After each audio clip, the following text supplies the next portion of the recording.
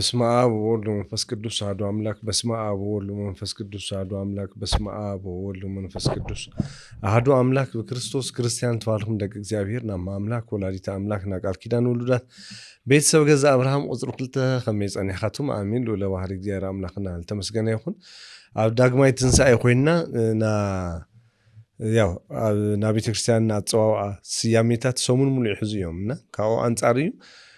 ኮይና ስለ ቅዱስ መብራህቲ ኣብ ትንሣኤ ስለ ልበርህ መብራህቲ ወይም ደግሞ ሆሊ ፋየር ልልዎ ስለሲና ሎ ማዓንቲ ኣብ ገዛ አብርሃም ቁጥር 2 ነለላልኩም መምህር እስራኤል ኣብ እስራኤል ተለመደ እዩ ገርመካ በበዓመቱ እዩ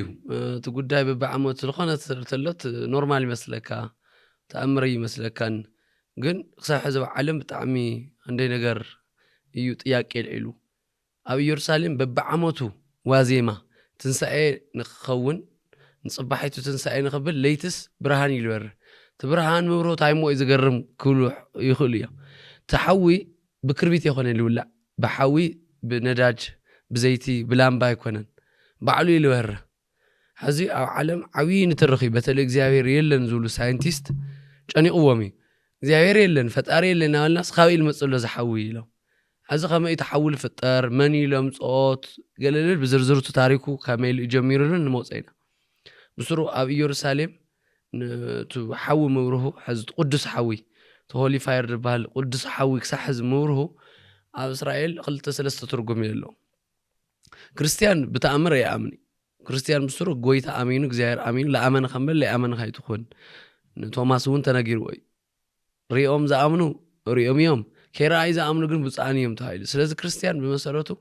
ኣምላኽ ክርስቶስ መድኃኔ ዓለም ኢየሱስ ክርስቶስ አምላክ ምዃኑ አሚን ኢልኸድ ምምጻእ ኸለ ይቀርንዳው ቅድም ከዚ ክንምልሶ ኢልና ነርና ግን ጊዜ ሲኢና ለመለስናዩ ኣብዛና አማሆይ ጸጋ መነጋገሪት ነራ ታዩ ኣብና አማሆይ ጸጋ ውቶ ና አምላክና ኢየሱስ ክርስቶስ ላድህኖ ለሃበንተሎስ ቋሒሉ ድብል ተኣምር ተራእዩ እዩ እና ምእመናን አነ ብዙሕ መልእክት ፍንታና ሕልፈቢና ላሆሊ ፋየር ክነሐልፍ ምንታን ና መንግስተ ሰማያት በር ይሆን ተአምር ወይም ደግሞ አምላክና ኢየሱስ ክርስቶስ ተአምር ከገብር ይሆን ይመጽ ከድህኒ ዓለም ወጽ ሱሩ ዘን ተአምር ልገበረለን ነገራት በጣም ወሰናት ይሄ ንዑ ተአከው ተአምር ከገብር ለይሎ ይፈልጥ ብሱሩ ለግን ለምን ታይ ተአምር ልገብር ነው ተተውልስ ሩህ መሐሪ ስለለሆነ እዩ እምበይ ክፍለጥ ደል ይሆን ባሁን ከሄት ጋገ ቤተሰብ ገዛ አብርሃም ሁሉ ክርስቲያን ከጋገ ይውል እና ለተአምር ሲ ፍሉይ ቦታ ልሁ ሰዋት ነውና ጥንቃቄ ነገር ቶሌልናሲ ተአምር ተገይሩ ተአምር ተራእዩ እግዚአብሔር ኮ ድንቅዩ ከአምላክ ሰብ እንኳን በላዕሊ የለ ቃው ምእመናን ተጠንቀው ካብ ድንግል ብድንግልና ሙላድ በላዕሊ የለ ቤተክርስቲያን ካብ ዝበላዕሊ የለ ነው ምልክት ኮኩም እዩ ለተዋለ ትንቢተ ኢሳይያስ ምዕራፍ 7:14 ድንግል ብድንግልና ክትጸንስ ያ ወድውን ክትወልድ ያ ስሙ አማኑኤል ትምልክት እሱዩ ጎይታ ምልክት ከወኩም እዩ ምክንያቱም በድንግልና ጸኒሳ በድንግልና ለወለደት ኣብ ዓለም አዴና ቅድስት ድንግል ማርያም ስለልሆነ እሱ ጥራይ ሆነ አምላክ ለወለደት ለለ በይናሳ ስለልሆነ ታድ ተኻላይ ስሩ ፈጣሪ ስና ፍጡር ስጋ ለዊሱ ካብዚ ለዓብ ነገር ይብለ ና ምእመናን ተጠንቀው ብስሩ ግን ብስሩ ና አምልኮ አመንዝራነት ልባል ነው እግረ መንገድ እንዳው መልእክት ከሐልፍ ይለይ መምሰል ና አምልኮ አመንዝራነት ማለት ኣብ ማቴዎስ ወንጌል ምዕራፍ 16 ተለሎ ማለት ፈሪሳውያን ተአኪዮም እስቲ ምልክት ካብ ሰማይ ያርየና ኢሎም አምላክና ኢየሱስ ክርስቶስ ከዓ ለኽፉኢ ለአመንዝራይ ወለዶ ምልክት አይዋሃወይ ኢሉ ገዲፍዎም ሓዲግዎም ከደ ይብል እዚ ተአምር ለድል ተልኾን ነር ሽዑ ከርዮም ነር ሓዲግዎም ከደ ይብል ለምንታይ ክፉኢ አመንዝራይ ልዎም ተተውይሉ ንአምልኮ አመንዝራነት ለምጽእ ስለልኾነ ንአምነት አውዚ ልኾነ ሰብ ተአምር ገይሩ ካውል በልጽ ለለቱ ይተገይሩ ለለዋ ኢሊኸድ ካውል በልጽ ይተገይሩ ዋ ለሊኸድሞ ንአምልኮ አመንዝራነት ይሕዙ ዋ ሓደ ለይውል ናፍት ናርኻት ታዋና ኣብ ክርስትና ግን ዛልልኸየ ዮሐንስ ወንጌል ምዕራፍ 20:28 ይላል ብስሩ ዳግማይ ትንሣኤ ንውለለና ካልኣይ ልመጸሉ አምላክና ኢየሱስ ክርስቶስ ለሐዋርያት ለቶማስ ክብል ታይ ስለል ገበረ ቶማስ እንድሕ ለራእኹ አይ አምኒ ስለለለይ ሉ ይመጽዩ ዳህርታይሎ ቶማስ ይሎ ነዓ ዳህርታይሎ ለአመንኻ እምበ ለአመንኻ አይትኹን ተአምር ስለሌለ ነው እግዚአብሔር ነው እንበል ተአምር ስለሌለ አይዛ ቤተክርስቲያን እግዚአብሔር ይፈልጣ ክንብል ይሆን ሃም ተሆኑ ልተጋገ ማህበረሰብና እንፈጥርልና ታይልዎ ወዳታ ተሌራአዩ ለአምኑኒ እጿኒ እግዚአብሔር ተሌራአና ናአምኑ ተለና ይልፎትና ተአምር ልባል ነገር ትሩተሎም አይትደንም ጽቦው ተአምር ተተፈጥዮ ፈውስ ምህረት ተተውሂውለ ጽቦው ግን ቤተክርስቲያን ከአምላክ ሰብ መሆን ብላዕሊ የብላይሞ ጥንቃ እንዳው እግረ መንገድ ይለይ ተአምር ባለ ተከል አዚ ዮሐንስ አፈወርቅ ታይብል ሰብ ተአምር ምን ይልግለጽ ይልخጠቅስተሎ ናአመንት ክርስቲያን ተአምር የለም ምክንያቱ በክርስቶስ አሚነም ይው ታይዳ ተአምር ንም ታይዳ አይላ አልተይሉ ካብ ጥንት ጀምሩ ነቶም ዘአመኑ ናእግዚአብሔር ኃይል ምርአዩ አምላክሲ ወድ እግዚአብሔር ተኾን ካዳ አርየና አስተخሉ ተለውስ ገሊኦም ሰዓት ጥርጣረ ነይሩም ክመጽእ ተሃለ ክርስቶስ ስድ ይኾን ኢሎም ከብተለው ሙታን ከልዕል ተለሪኦም ሞት ለልዕልም አምላክ ይንበይ ክንደይ ዘመናት ሞት ሞይቶም እዮም መቃብርሎም ጎይታ ግን ካብ መቃብር ይልዕሎም ኢሎም ቶም ገገሊኦም እምነቶም ላይ ጠንከረ ገናፍት ሃይማኖት ላይ አቶ ሰባት ነቲ እምነት ነበር ሕዙውን ተአምራት ንምንታይ ይልረኽ ክባሃል ተሎ ክንጠቅስተለው ሕዙውን ትንሳኤ ጎይታ ክልዓልተሎ ከሞት ብዙሕ ሰባት ጥያቄ የለውም ክሳዚ አምላክ ዝብላዕሉ ከመይ ነብል ከመይ ልሞተ ሰብ ይልዓል ልሞተ ደ ይልዓል ይክሉ ተሎ ረእዩም ባርተዋይል ሕዚ ኣብ ኢየሩሳሌም ለይቲ ብርሃን ይበርህ ቲ ብርሃን ቲ ፓትርያርክ እዩ ናፍቱ ጎይታ መቃብር ልክ አፍታል ተልዓለላ ልሞተ ሰብ ከም ይልዓል ግን ከዓ ተላዒሉ ከም ልኸደ ሕዚ ከዓ ሓዊ ምንም ከይሓዘት ጳጳሲያትሞ ተሓዊ ይፍጠር ሕዚ ከመይ ክጅምር ታሪኩን ርእየተለና ነቶም ዘይኣመኑ እግዚአብሔር ደኒ እዩ ክሳሕዚ አምላክ ደኒ እዩ ልውሉ ሰባት ንኦም ምእመን ይሞጽ ግን ከዓ በኻሊ ገጽኸ ክርስትናና ሓቅ ምዃኑ ባዕሉና ዓለም ኣብሲርልና እዩ ቱ ሆሊ ፋየር ልበሃል ቱ ቅዱስ ሓዊ ምባሉ ሕዚ ታሪኩ ታኢሉ ብለና ኣሎ መምር እስራኤል ኣይተረድእን ድብል ሰብ ቱ ታሪኩ ክንምጽኢና ሕዚ ዘቂሳርያ ኣብሳዊስ ዘቂሳርያ ልበሃል ረብዓይ ክፍለ ዘመን the church history ናይ ቤተክርስቲያን ታሪክ ካብ መጀመርያ ክሳብ መወዳእታ ዝጻሕፈሱ እዩ ክሳብቲ ናይ ባዕሉ ዘመን ነበረሉ ቤተክርስቲያን ብኸመይ ሓሊፋ ልብል ሕዚ ኢሉ ጽሕፎ ኣብ ካልኣይ ክፍለ ዘመን ናይ ኢየሩሳሌም ጳጳስ ነዳዲ ዘይቲ ተስኢኑ ኳስ ብማይ ችቦ ከም ለብርህ ነበረ ካብኡ ጀሚሩ ኣብ ኢየሩሳሌም ብርሃን ምብራህ ካብ ቀዳማይ ክፍለ ዘመን ከም ጀመረ ይጠቅስሞ ሓንተ ረብዓይ ክፍለ ዘመን ውንያ ሶልቪያ ትበሃል ናይ መንፈሳዊ ጉዕዞ ተጓዓዚት ኩሉ ዓመት ኣብ እስራኤል ልነድድ ሓውሎ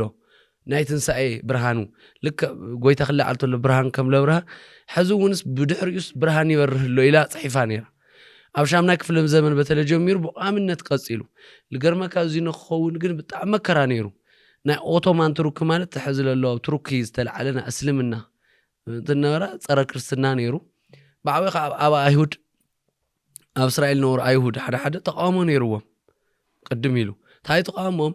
ከመይሉ እዩ በቃ ብዙሕ ሰብ ምእማን ጀሚሩ ትናይ ጎይታ ብርሃንስ ምንም ሓውለ የለና ሃለ ቲ ፓትርያርክስ ሰማይ ሓዊ ሕዚ ተሓዊ ናይ ምድራዊ ሓዊ ትፈልጥ ኢኻ ቀይሕ ብጫ እዩ ምድራዊ ሓዊ እሱ ሰማያዊ ይለብር ሕዚ ታዩ ተሓዊ ምድራዊ ከም ለይኮነና መነሽኡ ካብ ሰማይ ምዃን ምግላጽ እዩ ካብኡ ዝኾነ ይኹን ሓዊ ገና ቃጸል ተሎ የቃጽለካ ኢድኻ እሱ ኣየቃጽልን ዝኾነ ሓዊ ካብ የትኛው ሳይንስ ዝኾነ ሓዊ ንግዚኡ ለየቃጽል ጸኒሕ ለቃጽል ሓዊ ልበሃል የለ ሓዊ ቴርሞዳይናሚኩ ትናይ ቴምፐሬቸር ውለሎ ሓደ እዩ ክጅምር ተሎ ኾነ ክውድእ ተሎስ ሓደ እዩ ስለዚ ከመይሉ እዩ ዝናትንሳኤ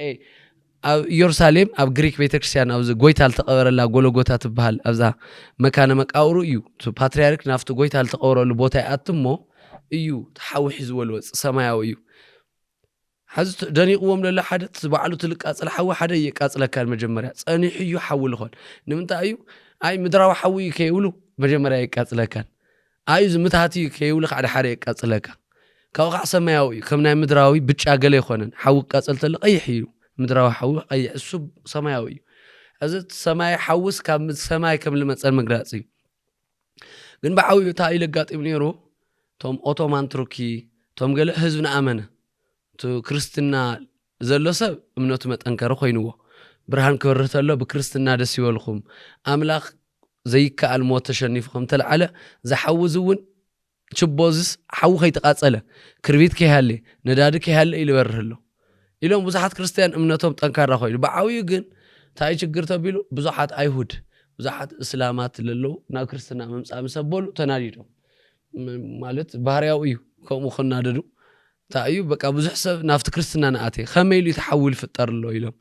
ቢሎም ካብ ልሕሪ ነቲ ጳጳስ ኣይተኣት ኢሎም ያው ተዓዶም መብዛሕትኡ ኢየሩሳሌም ናይ ኣይሁድና እስላም እዮም ልወዝሑ ክርስቲያን ከመጤ ልሕሰብ ከም ድንገት ልመጽ ዓይነት እዮም ልቆጽርዎ ሃዋርያት ክርስቲያን እዮም ነሮም ግን ያው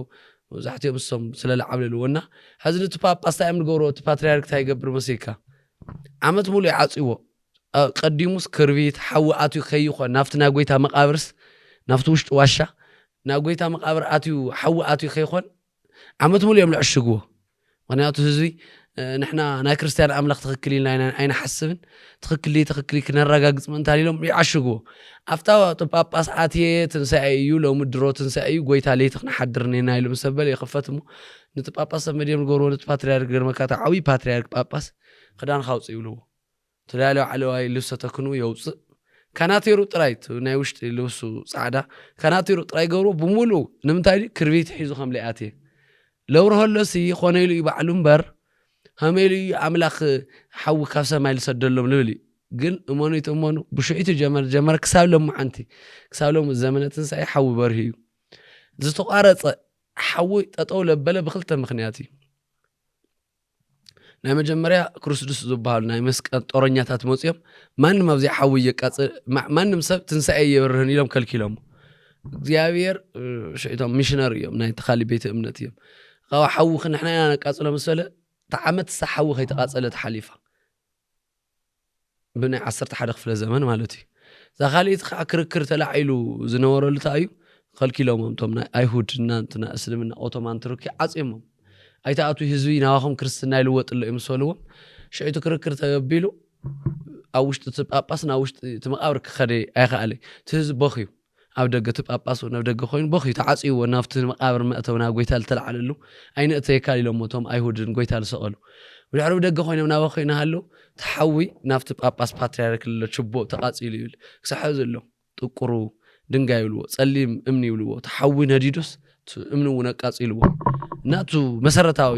ተኣምራት ተበለሉ ግን ብዓብዩ ኣፍተን ሽዒተን ኳስ ተኣምራት ተፈጺሙ እዩ ግን ካብኡ ጀሚሩ ዘመን በብዓመቱ ትንሳኤ ክመጽእ ተሎ ኩሉ ሻዕ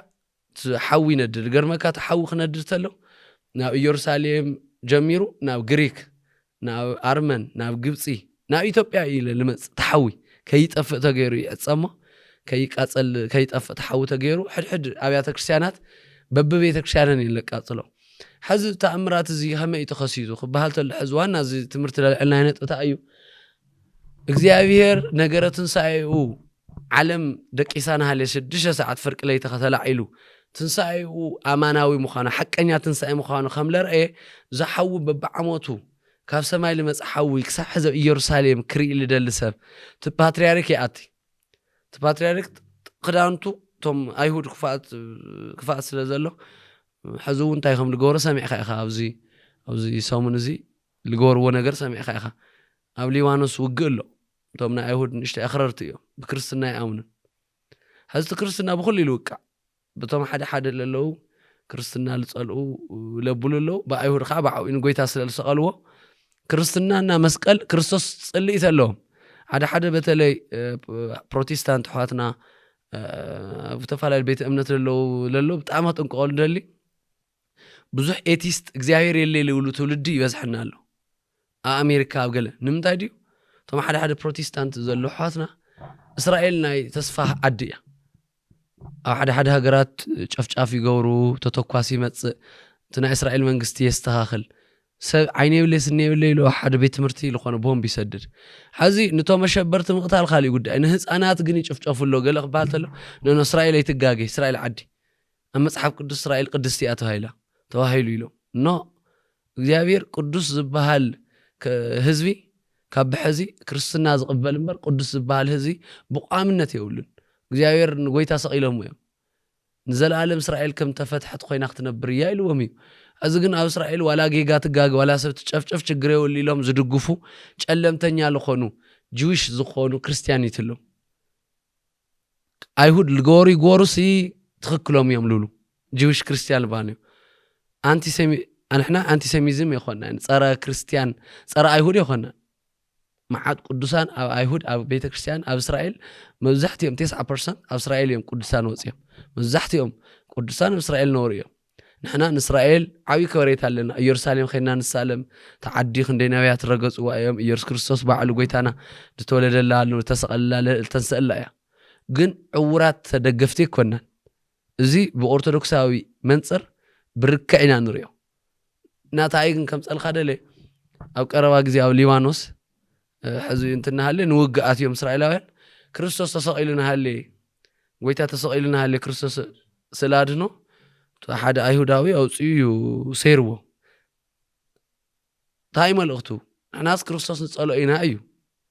أزنا يقلسوا أقوام كخان خليو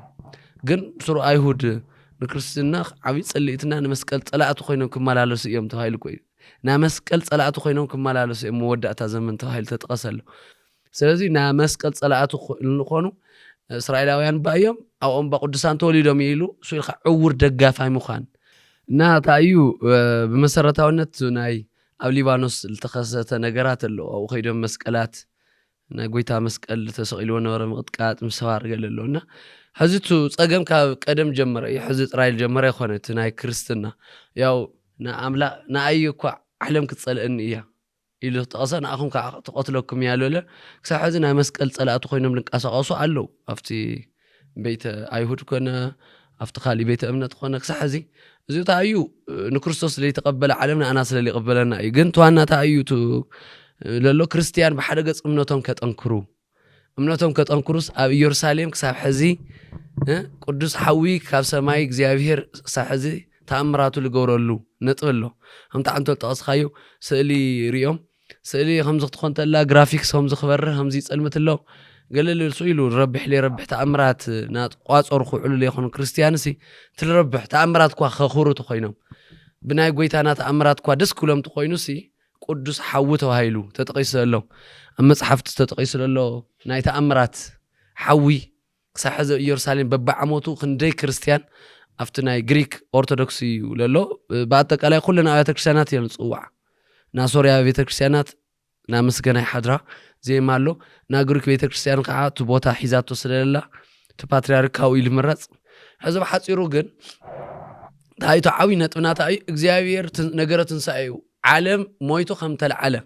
ሞይቶ ከም ለይተረፈ ማስረጃ بتنسى كسحزي كاف سماي لبلا حوي تبلا قلي بل أفتاق ويتال تسقللا شبو حوي بريو سماي أو بري يبلو كسحزي كم زلك اللغة باتريارك مكراس الموت أنورا كداني وصوه كربيت كم لي حازة حوي لامبا خمزي حازة الرقاقي أميتيو كاو حوي حزي مز طب منان شلالا يسيملو تبقى باتريارك سالوت قزيو مهارنا كريستوس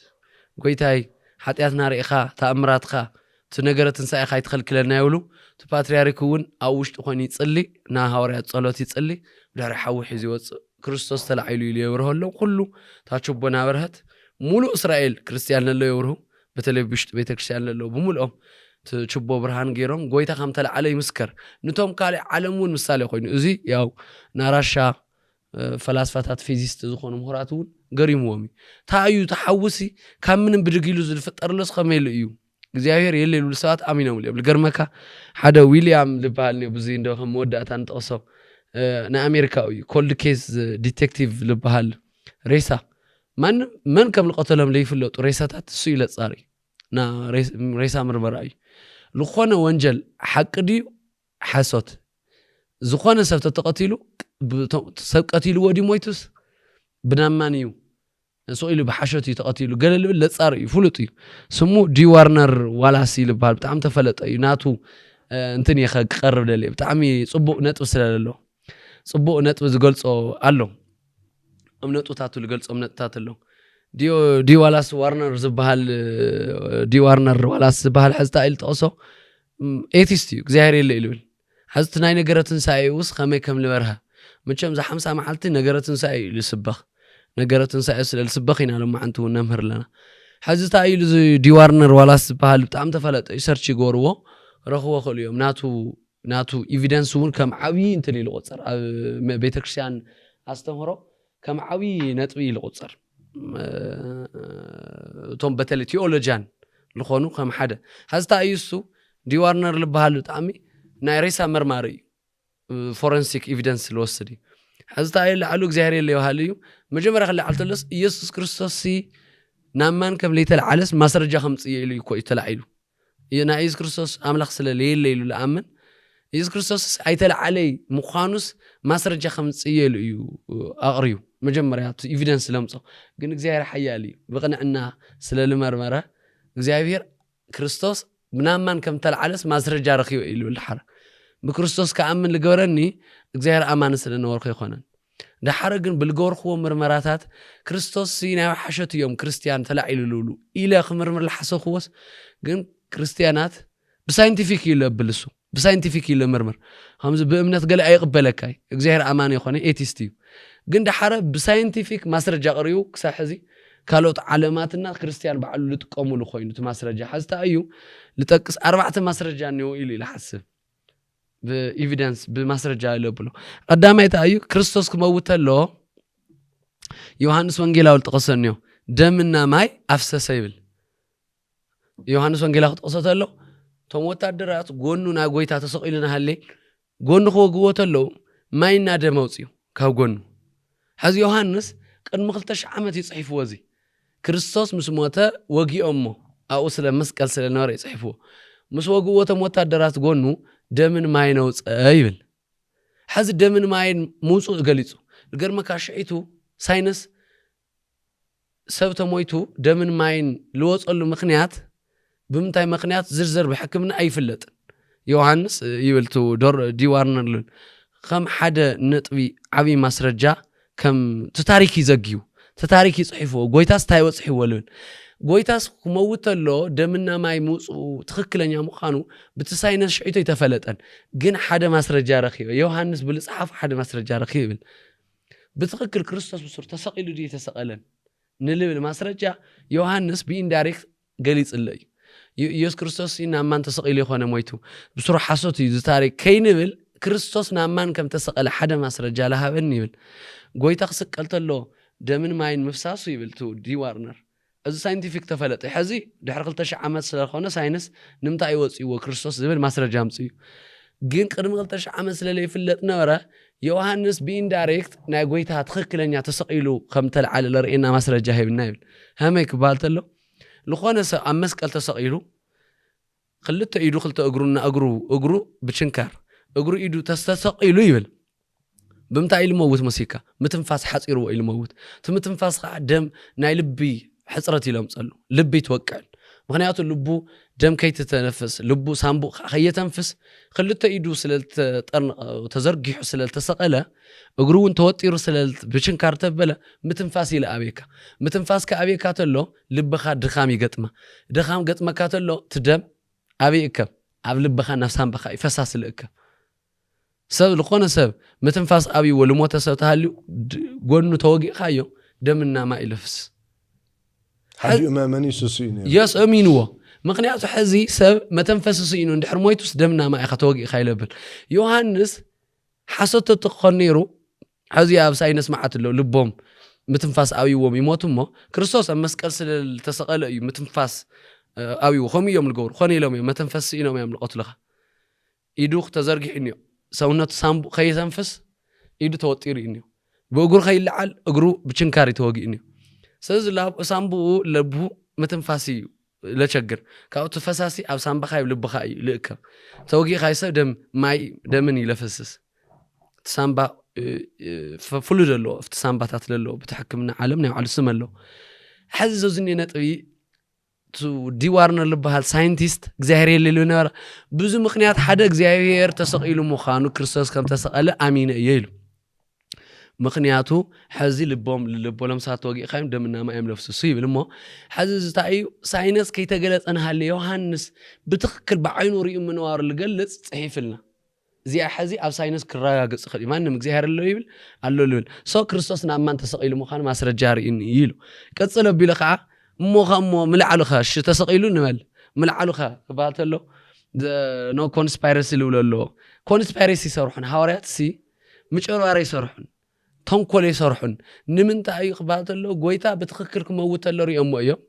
ብድሕሪ ከዓ በትክክል ክልዓልተሎ ከም ራእይዎ ማስረጃ ልኾን ኢሉ ይጠቅስ ካልኣይ ሃዋርያት ንምንታይ እዮም ተጨፍጭፎም ሞይቶም እዩ ሃዋርያት ንምንታይ እዮም ገሊኦም ናብ መጥሓን ኣትዮም ገሊኦም ከም ንዓል ቶማስ ቆርበቶም ተገፊፉ ገሊኦም ብክሳዶም ከም ንዓል ጴጥሮስ ጳውሎስ ክሳዱ ተሰይፉ ከም ንዓል ቅዱስ ጴጥሮስ ንምንታይ ቁልቁል ኣፎም ሞይቶም ኩሎም ሃዋርያት ብመሰቀቕ ሞት እዮም ሞይቶም ክርስቶስ ይኣምኑ እየ ክሓዱ ኣይንክሕዲ ክርስቶስ ካብ ሞት ተላዒሉ እዩ ዋላ ስኹም ስጋይ ተቀተልኩም ሃዋርያትኩም ትልው ጎይታ አልወለም ዋላ ስጋና ተቀተልኩም ሞ ነፍስና ክትቀትሉ ዋይ ትخلي አምላኽና ካብ ሞት ተላዒሉ ኢና ኢና ኣነ ራእኽዎ ሰይኽሕዲ ኣው ነሽዳሉኒ ካብ ብእዝነይስና ዓይነ ኢላ ኣምን ይብሉ እዝነኻ ብዙሕ ሰብ ከታለካ خلي ሓሾት ከምዚ ዓይነኻ ግን ለታለክ ሃዋርያት ካብ ብእዝኖም ንዕቅብ بعينهم قويتا خلى على تلور يوم بعصو جزاء سلامنا أخو ميلو خقلت سلام تلو سلازي هوريات بعينهم أملاك كل على سلال رأي ويوم صباح نقول كساموت سب نمت أيو لكالس كساموت لا أمن ولا حقي لا أمن له حدا كالس وقت ريخ لخوني أمن له مو بومبي رقصو ناو لخوني آتو بومبروغيصهم مويتهم يبهالو وتادرات قال نمت أيو بومبروغيصهم تاعتهم صح نقول لي ورلا ستايلهم تيلخا آمينهم الأيام ذا قداي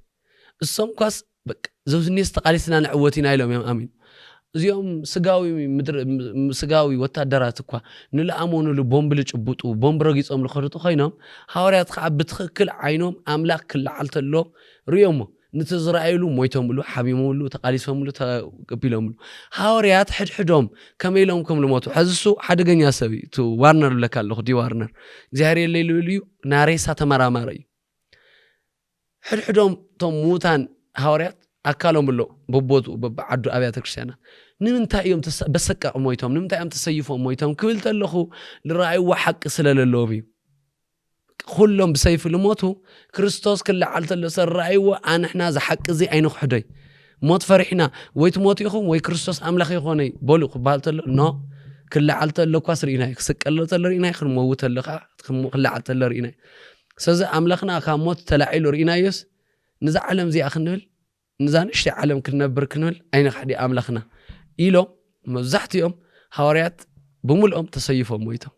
حزز يوم لرئيكا بتخكل حواريات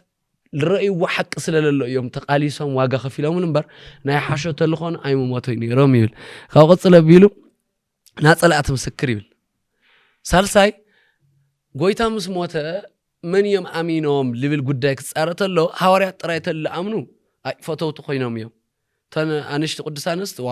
ما نمسوكو دقافي يدقفكاي حزي أنا ولد كريستيان سلالخون كريستيان يحق تولخو ولد كريستيان سلالخون إيو كبها لخلي حدا إسلام نورا حدا خبكالي بيت أمنت نورا كريستوس أملاخي له تأمينه صلاعي نورا مستعد نورا أي تأمني تقداي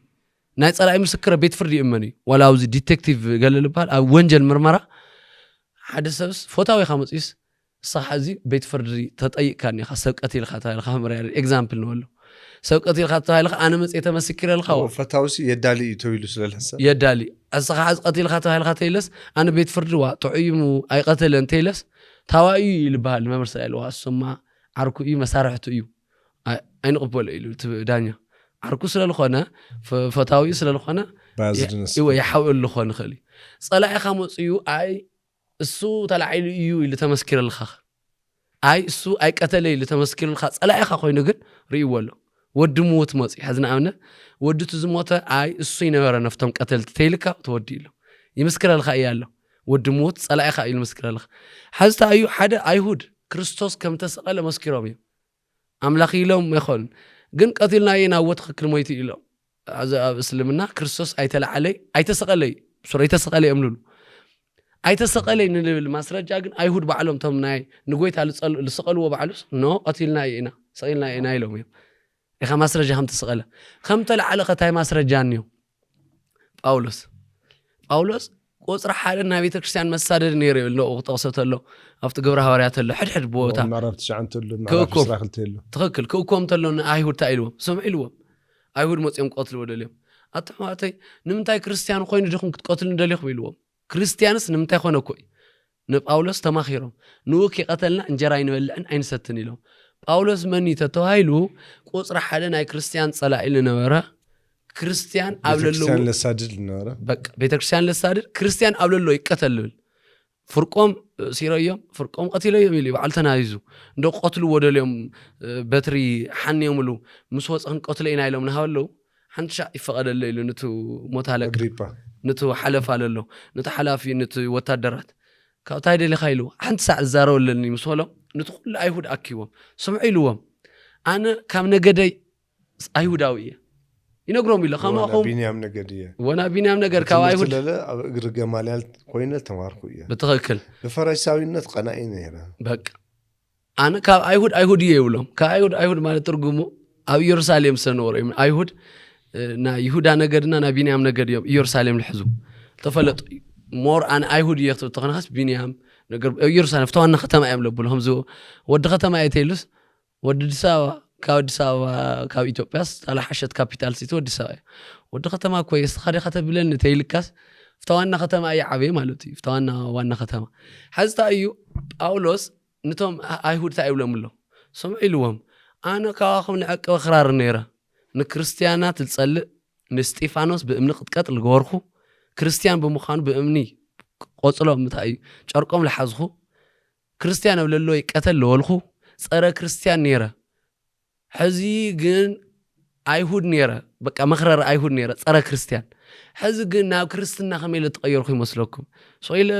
ካብኹም ንዕቅብ ተሓላቂ ነይረ ንሃይማኖተይ ንኣይሁድነት በቃ ንጎይታ እዚኦም ክርስቶስ ንምንታይ ይኽተሉ እቲ ክርስቶስ እኮ ሓሰተኛ እዩ እሱ እኮ ኣምላኽ ይኾነ ኢለ የሳዶም ነይረ ግን ኣብ መንገዲ ኢሉ ታሪክ ክጠቕሰሉ ኣብ መንገዲ ክርስቶስ ረኺብኒ ክቆትሎም ክርስቲያን ነኸርኩ ብመብራቕ መፂኡ ብፀሓይ መብራቕ መፂኡ ቅድመ ተገሊጹ ንምንታይ ኢኻ ተሳደኒ ለኻ ኢልኒ መን ኢኻ ተሳደኒ ተዋኢ ኢኻ ስኻ ኢለ እዩ ዓይነይ ተወቂዑ ስለነበረ ኣነማ ክርስቶስ እየ ኢልኒ ሰው ኣነ ዓይነይ ርእየ እየ ክርስቶስ ድሕሪ ሞት እዩ ልናገርሎ ንክርስቶስ ጳውሎስ ድሕሪ ናይ ክርስቶስ ሞት እዩ ረኺብዎ ኣብ ደማስቆ ረኸበኒ ኢሉብል ኣብ ደማስቆ ረኸብክዎ ስለዚ ክርስቶስ ኣብ ደማስቆ ረኺቡ ኣናጊርዎ ሕዚ ጳውሎስ ልዕሊ ማንም ናይ ክርስቲያን ጸላኢ ነይሩ ኣይሁዳዊ ንጎይታ ክርስትና ሓሶት እዩ ኣምላኽ ይኾነ ክርስቶስ ልብል ድሓር ግን ናብ ክርስትና ተመሊሱስ ክንደይ ወንጌል ሰው ይኽቢሉ ስለዚ እንታይ ይብል ዲዋርነር ጳውሎስ ማለት ንፈልጦ ኢና ዝተምሃረ ሰብ እዩ ብምኽንያት እዩ ኣይሁ ክርስቲያን ዝጸልእ ክርስቶስ ዘይኣምን ተጻራሪ ነይሩ ንምንታይ ናብ ክርስትና ተቐይሩ ጸላኢ ምስክርነት ንምንታይ ክርስቶስ ኣምላኽ እዩ ብሓቂ ኢሉ ርእይዎ ስለዝኾነ ስለዝኣመነሉ እዩ ካብ ጳውሎስ ርኢኻ ኢኻ ክርስቲያን ለሳድ ነበረ በዓል ተሳዲዱ እዩ ሞይቱ ኣብ ሮማ ሰይፉ ተሰይፉ ሞይቱ ስለዚ እዚ እንታይ ኢለ ርኤና ይብል ክርስቶስ ናማን ከም ተለዓለ ማስረጃ ጸላኢኡ እኳ ናቱ ብጣዕሚ ቁፅሪ ሓደ ነበረ ናይ ቁፅሪ ኣይሁድ ቁፅሪ ሓደ ቀታሊ ክርስቲያን ነበረ ናብ ክርስትና ምልዋጡ ርኤየ ጎይታ ምባሉ ስቑ ኢሉ ብቐሊሉ ቀታሊ ሰብ ዝረአ ይኾነ በቃ ብቐሊሉ ማንም ሰብ ጸላኢ ነበረሲ ጥዑይ ኮይኑ ኣኻ ክርስቲያን ይሰብከልኸን ስለዝረአ እዩ ንኡ ኢለ እዩ ሞይቱ ኢሉ ራብዓይ ናይ መወዳእታ ናይ ክርስቶስ ናይ ታሪክ ተጽዕኖ እዩ ኢምፓክት ሂስቶሪካል ኢምፓክት ይብሎ እንታይ ማለት እዩ ክርስቶስ ኣብ ዓለም ልገበሮ ተጽዕኖ ስኢሉ ተራ ሰብ ተልኾን ነይሩ ክርስቶስ ክብርነ ይኹን ጎይታና መድሓኒና ኢየሱስ ክርስቶስ ተራ ሰብ ተልኾን ነይሩ ከም ሓደ ሰብ ተልኾን ነይሩ ታሪኩ ተራ ሰብ ተልኾን መስቀል ተሰቂሉ ሞይቱ ምተረሳዕ ክርስቶስ ንምንታይ ኣብ ዓለም ላይ ተረሳዕ ንምንታይ ብዙሓት ን300 ዘመናት ጎይታ ሞይቱ ምስተልዓለ ንምንታይ ብዙሓት ክርስቲያን ስለ ክርስቶስ ተሰይፎም ሞይቶም ንምንታይ ዋጋ ከፊሎም ይብል ትንሳኤው ስለረኣዩ ምልዓሉ ስለረኣዩ ካውዚ ክርስቶስ ኣምላኽና ኺሕና እዛ ላይ ተረባ ዓመት ኣብዚ ንሽተይ ዓመት 10 ዓመት ንነብር ንክርስቶስ ኣሚና ሎማ አንቶ ሞትና ሕሸና ምኽንያቱ ክልዓል ተለሪኢና ኢና ኢሎም ኣብ ሰማይ ክረኽብዎ ኢሎም ኣምላኾም ኣብዚ ልሞቱ መዓት ሰማዕታት ነይሮም ብኒሮን መንግስቲ ብዲዮቅልጥያኖስ ክሳብ ዲዮቅልጥያኖስ ካብ ኒሮን ጀሚሩ ክሳብ ዲዮቅልጥያኖስ ናብ መወዳእታ ሳልሳይ ክፍለ ዘመን እንዲህ ሃዋርያት ድዮም እንዲህ ሰማዕታት ድዮም ሞይቶም ስለዚ እዚ ለርኤኒ ይብል ብዙሓት ስለ ክርስቶስ ኢሎም ሙማቶም ክርስቶስ ኣብ ዓለም ብፉሉይ መልክዑ ተሰዊኹ ዓለም ሙሉእ ከሰውኩሉ ክእሉ መምሃራን ክንደይ ኣሽሓት ኪሎሜትራት ሃገር ካብ ሃገር እናሰወኹ ብእግሮም ብበቕሊ ብኩሉ ዋጋ ከፊሎም ወንጌል ምስዋኸዎም ክርስቶስ ናማን ስለ ዝተርዓለ ዝረኣይሉ እምበር ሰብ ስኢሉ ኣይደክምን ኣብ ጥራሕ ሜዳ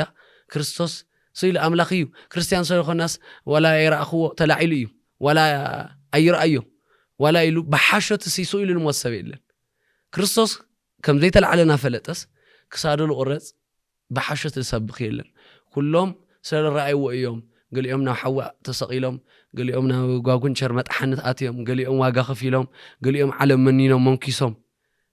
قداما وخيدهم سلازي كريستوس بزيهم أربعتنا طبيعي كريستوس تلعيلو خملو خونه خامن غيرنيو كايتيستنا تود لا امانين እግዚአብሔር لي مالس بحق كريستوس تلعيلي لا مال بق سلازي ነገራት እንሳይው ንክርስቲያና አና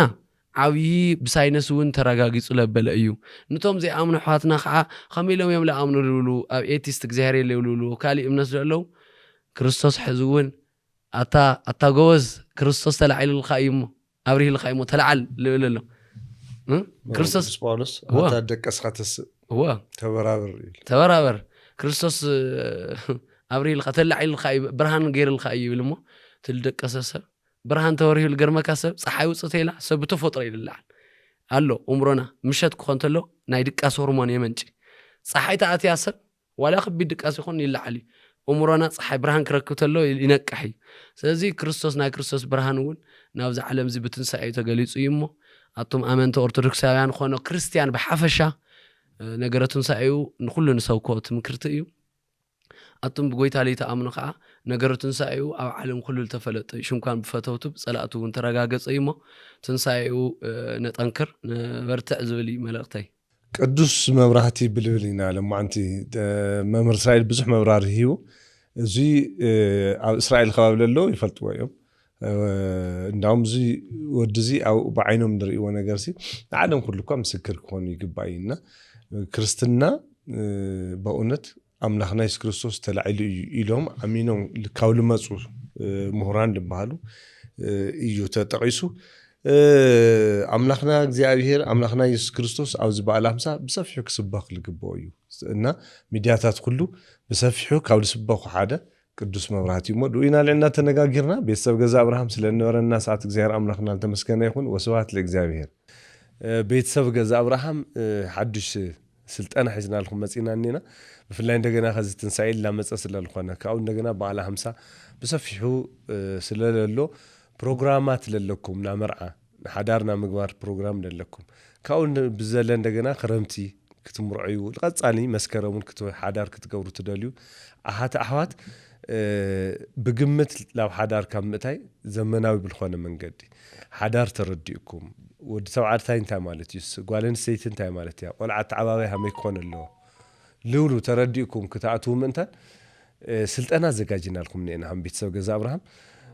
ኣነ እውን እኹ መምህር እስራኤል እውን ነው ቅድመ ሓዳር ለሎ ስልጠናታት አዘጋጅና ኢና ኣብቲ ስልጠና ሱ እንደገና ተረኺብኩም ስልጠናኹም ወሲድኩም ሓዳርኩም በአግባቡ ክትመርሑ ምንታን ሙሉእ ዝግጅትና ወዲና ነና ስለዚ ብ09900995 ኢላ ደወልኩም ስልጠና ክትወስሉ ትደልዩ ቶሎ ፈጢንኩም ተመዝገቡሞ ብፍላይ ትንሳኤ ቀረባ ስለልኾነ ሓፂር ስልጠናታት ወሲድኩም ሓዳርኩም ክትኣትዩ ጻውዒትና ነቕርብ ሰላም ገዛ አብርሃም ያውም ልፍለጥ ተፈላለየ መደባትና ፕሮግራማት ኣብ ዙርያ ገዛ አብርሃም ነቕረብና ሌርና ሕዚ ድማ ሓድሽ መልክዑ በተለይ ኣብ ዙርያ ትግራይ ከባቢ ለለኹም መቐለ ብፉሊ ስልጠና ንሰሙን ክልተ ሰሙን ብዛዕባ ቅድመ ሓዳርን ኣብ ውሽጢ ሓዳርን ዘጋጥሙ ትምህርትታት መሰረታዊ ፍልጠታት ኦርቶዶክሳዊ ብልኾነ ርዲት ከመይ መጻምርቲ ኣካላት ናብ ቁርባን ይወቕዑ ኣብ ውሽጢ ሓዳር ዘጋጥሙ ፈተናታት እዮም ቅድመ ሓዳር ዘለዉ ብሓፈሻ ከመይ ኣብ ውሽጢ ሓዳር ኢኮኖሚኻ መናውረኻ ጠባይኻ ተሳሚዕኻ ተሳኒኻ ትነብረሉ መንገድታት ከመይ ይፍጠር ብዝብል ብኦርቶዶክሳዊ መነጽር ምኽርን ስልጠናን ዘጋጅናልኩም ለና ምናልባት ኣብዚ ምኽርን ስልጠናን ኣብ ሓዳር ብዙሕ ዓመት ዝተቐመጡ ብዙሕ ዓመት ዘገልገሉ ሓዳር ውሽጢ ዘበሉ ልምዶም ዘካፍልሉ ካብ ሓሊፉ ከዓ ኦርቶዶክሳዊ ዝኾነ ናይ ሓዳር ትምህርቲ ንህቢና እሞ ምናልባት እዚ ግልጋሎት እዚ ክትረኽቡ ትደልዩ ብ0990099995 እናደወልኩም ክትረኽቡና ብእግዚአብሔር ስም ነተሓሳስብ